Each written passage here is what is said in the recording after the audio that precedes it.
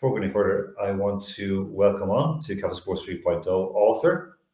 I'll say athlete because an athlete never stops being an athlete. They just go a little bit slower sometimes, unless, of course, you're racing at top level in Europe and suddenly you go faster and faster and faster, or run faster and faster, like Ciara McGeehan, but less about that. She is an author. She is an activist. She's someone who I think is going to open our minds a little bit this evening, and I'm looking forward to this further chat to a chat we had before. So a very warm welcome to Capital Sports at 3.0. Kristen Worley, how are you doing this evening? Kristen, you're on mute, I think. You did it. You did it, me. Is it working? No? No, we can't hear you. No. We can't hear you.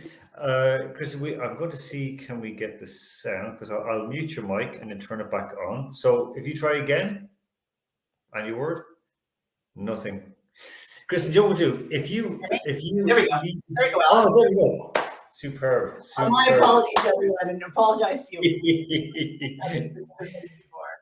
I just want to say before we begin, Alan, it's a pleasure to connect with you tonight. But it was also really fun for me to listen to the last bit of you and Keen talking about the Rugby World Cup, because as you may or may not know, or many of your listeners may not know, I'm also a New Zealander. So I'm a big All Blacks fan. So I was listening intently to what you guys were saying, and I was like, no. The Kiwis are going to stay strong in our rugby. And I'm a big fan of our All Blacks for sure. I know you stole, because I was going to say, that you were born to a New Zealand mum, of course, born in Canada. Canada's, there are no pushovers for rugby as well. Not brilliant, but they're top 15 in the world anyway. They're born in the top 10. Always that battle with the USA rugby. Chris, before going any further, I want to just ask you one thing is that,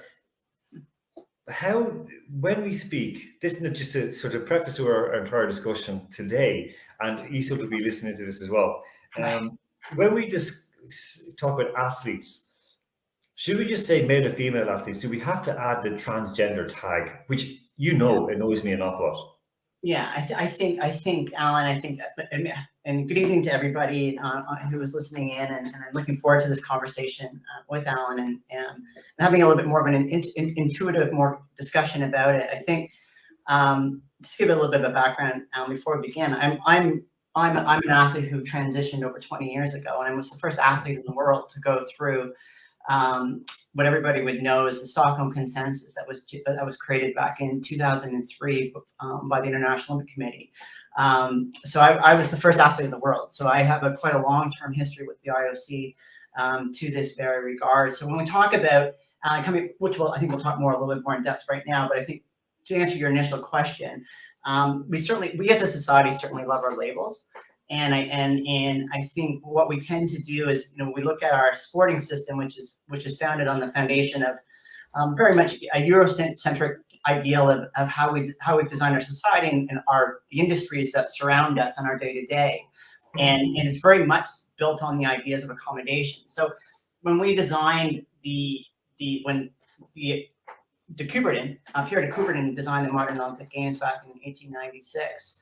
Back in the 19th century, he never thought of a 21st century world. What he knew was basically a world of sport, which was designed by men for men to entertain men at the time, and it encompassed 16 countries, and that was his ideological view of the modern Olympic Games. So he could have never, in the 21st century, ever really foreseen a world or an Olympic movement that would embrace over 205 nations. Or if we look at football, for instance, we look at it also embracing 240 or 245 countries that FIFA encompasses in terms of their global network, in terms of the network reach of the game. So when we're talking about these things, it's when we talk about the design, this really comes down to the fundamental design of sport. So anything outside of the model of designed by men for men to entertain men, it doesn't matter what the diversity is, it will always be an accommodation. Because the system to which sport was designed for was never designed for all these other diversities or for women in sport in the first place. Yeah, but I mean, okay, we were just in, this is kind of a segue or sideways. So look at, of course, in the Pacific Islands, they have the third gender. They have male, female, and Fafuin in Samoa and so on. Whereas when a man identifies as a woman, but of course, you're saying Pierre de Coubertin was living in Europe, Eurocentric, and not any harm. I mean, we're not saying the Greeks who lived in Greece were, Hellenocentric because they only focused on Greece. They got as much knowledge as possible, but they had their blinkers on. So you mentioned this in particularly in the South Pacific, the Maori culture as well, and also in the indigenous cultures in North America, and also indigenous cultures in Southeastern Europe and in South Asia. They also have a circular relationship to gender, and also, which I've recently learned from many of my colleagues who are my Maori colleagues, in a lot of the teachings I've had, they don't even have a hierarchy of labels within the family. It's very much a Eurocentric, Christianity kind of structure and how we built our society. But at the same time, it isn't consistent with other nations around the globe that are thousands and thousands of years old. I guess rather than, let's not have a pile in on Christians, we should say Judeo-Christian Islamic. That was my idea. I'm just going to give an idea. I know. Our sporting system, the Olympic system is very much designed on a Eurocentric model. When did the IOC put gender protocols into place? Because you spoke this in Stockholm 2003, but when did they actually come into place? Because that's what we hear about. They have all these controls. They know if Caster Semenya, what she is, and so on and so forth. So when did the IOC put into place controls that are fair and accommodating, Kristen? Never. There's your answer. In one easy question, in one word, never. Because gender testing started back in the mid 30s, and mainly it was seen within the sport of athletics, and then it went through various iterations of gender testing and so on of women, from the point of full body examinations, to what we call then the gender parade, which then people felt it was too invasive, and so they decided to go to the buccal smear test, which was basically genetic testing. And then a gentleman by the name of Professor Arne Lindquist, who was a research oncologist, who eventually became the vice president of the medical commission for the World Athletics, the medical chair for the IOC, and eventually also the vice president medical chair for WADA.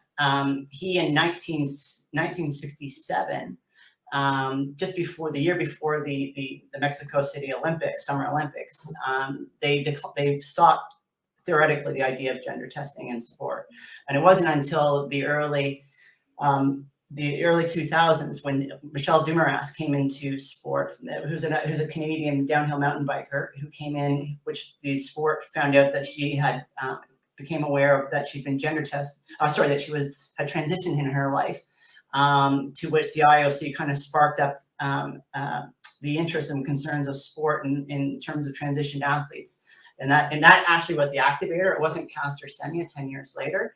It was with Michelle, because I was the one who was contacted, because I was a transition athlete well before that, and I actually participated in the sport of water skiing before my sport of cycling, which my privacy was respected, and the government of Canada and members of the UCI and the medical commission came to me for support to help Michelle and for the sport to better understand her participation in sport. And so I was able to help them pursue that actively and to be able to get her license back, and for her to continue participation in the sport of downhill mountain biking, which in Canada was very much in its infancy in where we were sitting in it to the rest of the world. Kristen, in terms of that, you told me kind of a fairly horrific situation. I want to ask you about water skiing as well, because again, there's a reason behind it, because it's very, very interesting. But you told me about like a kind of horrific situation in terms of, the checks, shall we say, that had to be done to test for gender. Right. Uh, this isn't just a blood test. This isn't a DNA test. This isn't, hair, taking a hair molecule or hair fiber. That's It's right. extremely invasive. And when you told me about it, I would also say repulsive. Yeah, Alan, I detailed it in my autobiography that I published in 2019, called "Woman Enough," which is now sitting in the library in Lausanne at the Olympic Library in Lausanne, and published by Penguin Random House. It's all detailed in my autobiography. But the issue is what's really important here is I think for a lot of the listeners, because I know we're going to touch more about this on Thursday in more detail, is that there was no science and research to the policies to which I was gender tested and in which I was evaluated in terms of my participation in sport. There has never been any science and research and proper science done from any policy from 2003, which was published by the IOC, right up to 2017, which is associated to the legal case we had here in Toronto, to which the IOC would then 180-degree pivot as the world became aware in November 2021, which I was engaged with. So that it's really important to understand is that I went through that policy and that process, and I am an athlete who has gone through a complete transition.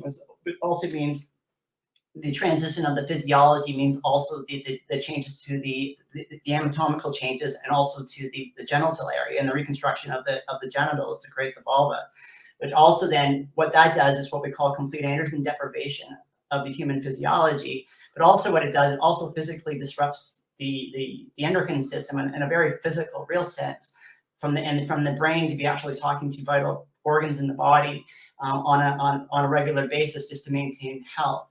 So in 2005, the IOC was made aware of this. Then Dr. Lindquist was Professor Lindquist, he's not a doctor, was made aware of this stuff. And again in 2006, and we knew that my body was failing me because my body didn't have the main support system of testosterone to support the physiology at the time.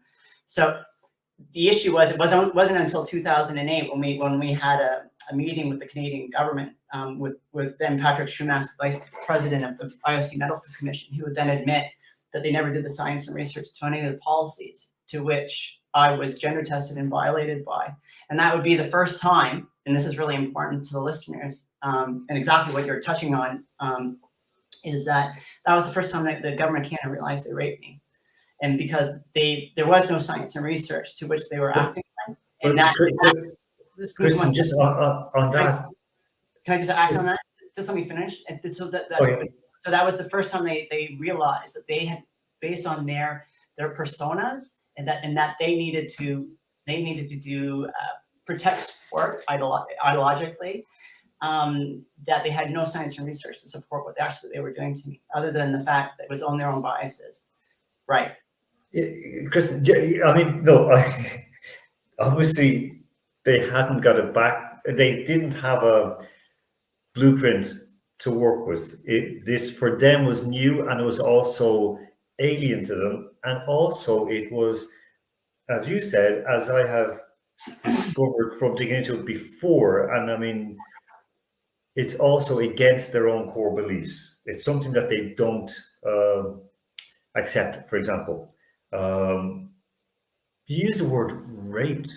I mean, that's extremely strong, and that's a trigger word for people who are watching and listening. I'm under my relationship now with the IOC. I'm now seen as a survivor. I've always been a survivor. So in a period of that, from that period of 2008 up to 2013-14, when my body had completely failed me, I went to the Court of Arbitration in Switzerland to query, how can I was no longer going to be able to participate in sport any longer because my body had completely failed me. And so what I had to do is I went to the CAS because I was through the autonomy of sport, right? And so that it would cause a contract as an athlete. That was my way to kind of look at this and figure out a way to bring everybody to the table and say, we got to stop this harm, right? And that was my intention the entire time. So what happened is that an Italian lawyer who was internally, it was only one call on, They said, Kristen, we knew one day that you would call us. They knew who I was. They knew who my case was. They said, don't bring this to the court of arbitration because we are a mediation body. We're not a court of law. We are about contract law and anti-doping. And also the other side has to show up. So they gave me 2 PDF files of 2 cases to say why not to bring it to the CAS. And so then I figured out a way to I needed to decouple myself from the autonomy of sport that beholds all athletes, to be able then to be recognized under the Canadian court system, to be able to take a civil steps against, which I was able to successfully with the IOC, WADA, the UCI, and members of associate sporting bodies here in Canada, to the first and only case outside of the autonomy of sport here in Toronto. So that was really a significant move, because at the time the IOC also had put out into the press that this was going to impact the autonomy of sport, and that broader control, it would impact the Olympic movement. It was reported by the CBC. They were blaming me, the survivor, because what had happened is that they were using the autonomy as the WADA lawyer stood up in the courts in Toronto and said, we thought Ms. Worley one day would get tired. So they were looking to play the long game and use the autonomy and hoping never having to deal with these things publicly. You give up or you would die? Yeah, so I was there, and it was really interesting because I was there with 30 feet of lawyers. If you could imagine, I just sit at the end of the table. There were so many lawyers in front of the Chief Justice. I remember looking onto Bay Street and looking across, and I said, to myself in kind of in a very peaceful moment, saying, I got them here. Right. And so that was me. It was the first time for them to have to be able to deal with these issues and say, because they didn't want, it was what's called, the term is called against, my statements against interest. And that's what I've been fighting since 2004, because they didn't want the world to know that they never did the research and the policies that had been distributed through the autonomy of sport. Globally through the signature move relationship to the Olympic movement. So I was a problem for sport, because I wouldn't stop, because the idea is I wanted to make sure, as I walked into Olympic House on November 1st, 2019, when I was looking at working with the IOC when they came to me privately, which I agreed upon, I said to the leadership at the time, I'm here because I want to make sure that harm starts and stops at me. Okay, and this because we wanted to move on through this, because from what you said, I mean, again, this is a very nasty moment when you kind of go, okay, well, either she'll shut up or she'll die, and and as you said right at the start, I framed it. There are still no controls. There's still no. They don't know what they're doing. They do know what they're doing, and so the issue.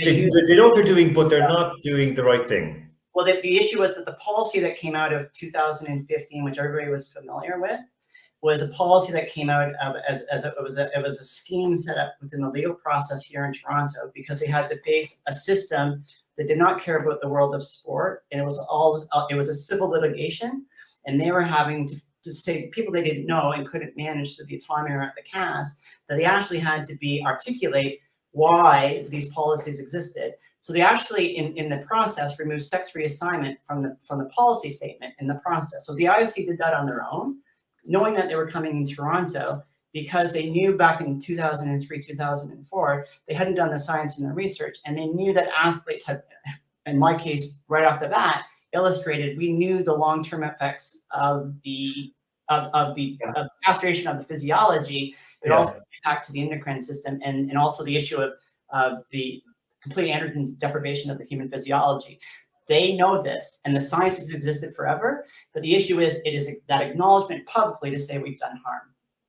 And this okay, because this is where I wanted to move on to this, because you're talking about the harm and the damage, because again, without, when you're born, in your situation, born male, so you have a system, a bodily system, endocrine system that's working, that's supported by a set of hormones that women don't have. So for example, when we see female athletes who are doping and done for testosterone abuse, we know it's unnatural. However, in your body, it was natural. And then when you remove the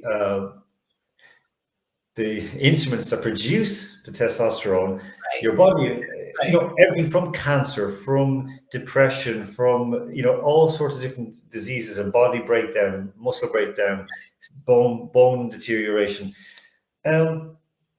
Very, very quickly on this, because I know you're going to go deeper with these. Right. So what are some of, I've named some of the health effects, Kristen. What? So let me just really quickly first of all, to everybody to understand that there is real science behind all of this. So the reason why gender dysphoria occurs in the human physiology is because what we call is the androgen receptor uptake to the brain. So what that does is that it doesn't matter if you're XY or X. For this, we'll talk about the next XY karyotype of the physiology. So when we start off in gestation, we all start off as female. So the issue is when the SRI gene kicks off in the XY chromosomes in the field development at 12 months of gestation, what happens is everybody has gonads. There's actually a single gonad at the beginning, and then it develops into two, and then it increases the testosterone, which then flushes the body through the androgen receptors. But what happens in the central part of the brain, which is called the hypothalamus gland, is the center brain part of the brain, which is the gender center of all of our brains. But what happens is, as I explained, we all start off as female, but what happens is because of low androgen uptake, what happens is that the testosterone doesn't reach the hypothalamus gland. So purpose of our discussion, to make it simple for our listeners, it doesn't masculinize the brain. So the body goes one way and the brain continues going in its continued direction. So there is a complete separation biologically between brain and body. So, okay. So that just to give it, so I just want to be able to explain the simple sciences behind it, and then why athletes particularly are in this place because of the low receptor uptake of their physiology, which is related to androgens as the sole primary hormone in the XY karyotype. We a few weeks ago we had discussed the in Gaelic football, Irish Gaelic football. We discussed it between us as well, you and I, that there was a male identifying as female playing against in the women's category, and it was discovered, and through no harm of no fault of their own, no malice, the LGFA, the Ladies Gaelic Football Association, had no guidelines in place for dealing with it because, of course, they are operating on a different situation. They're dealing with women. With this, Fiora, we've seen it in athletics. We've seen it, and we've discussed it in fight sports, for example, combat sports. Yeah. Do you see where these people are coming from, and are they being realistic, or are they using? Is there a group using transgender athletes as a battering ram to destroy overall athletes, or how is this working? Yeah, it's really hard for me to get this in a complete 2-minute snippet, but because of the policy statement to which happened here in Toronto, Alan, and because the IOC, when we finished the legal piece here in Toronto, they didn't let the world know that there was no science and research to the policy when we came out of Toronto. So there's been this 5 or 6 year window, and I've actually said this to the IOC myself, because I always say to them, I said, oh, remember 6 years ago, all you wanted to do was hit the survivor with a bigger hammer. And the issue was, I remember walking out after 22 hours of mediation, the second level of mediation in Toronto, and I said to my lawyers as we're walking down the center of Bay Street at 2:30 in the morning, and I'm thinking, oh my God, they're not going to tell anybody that this policy was thrown out in court and there was no science and research to it in the first place.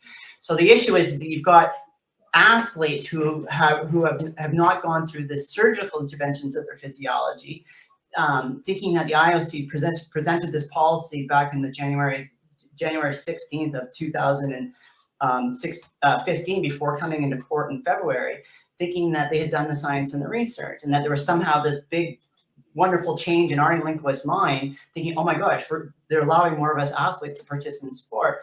There was no science and research to it at all. It was really dealing with the legal accountability in Toronto.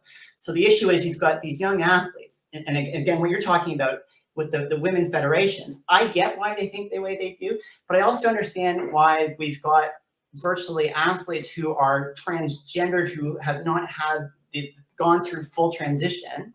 And the issue is that they're unaware that, first of all, there's no science and research to the policies that they're actually participating in.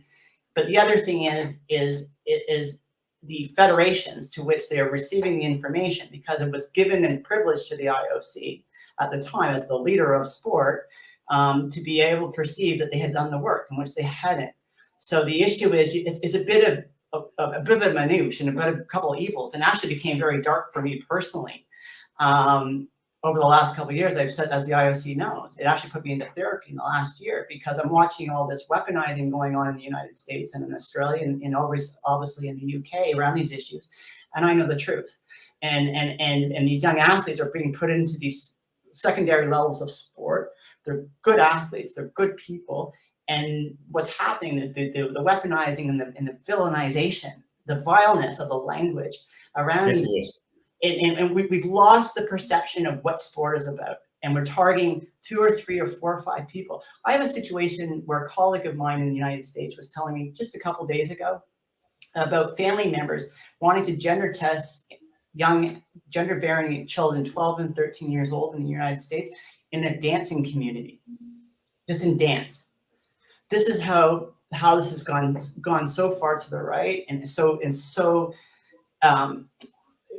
weaponized across community. And I think what we need to understand as well is, and this has been, I'm doing a presentation to the World Scientific Committee in Montreal in 3 weeks on this, that what's happened is because the IOC never did the work, they never let the public know, because of the issue around statement against interest, is what's happened is that this has gone so far to the right, and it's allowing these groups to get involved in these things and accelerated it.